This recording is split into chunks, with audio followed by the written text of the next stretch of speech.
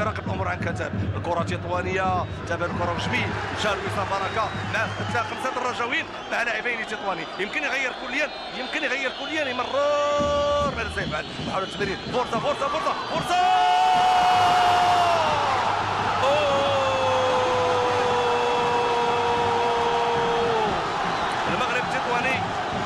المغرب التطواني يخترق مرمى الرجاء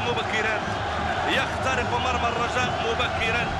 وسام البركه يعني عملت واحد من مستوى رفيع، المساحه ضيقه، ما كانش عندهم خيار اخر. استاد الرجاويين مع لاعبين تطوانيين، هنا المهاره الفرديه للاعبين. غادي يشاهد الاعاده، وسام البركه يرسل كره كالشهد ويحرك ثلثي ملعب سنة الرمل بتطوان. لاحظوا هنا عملت واحد اثنين، هنا عملت واحد اختراق سدد في الزاويه الصعبه وسجل هدف الوحيد في المقابله حتى الان.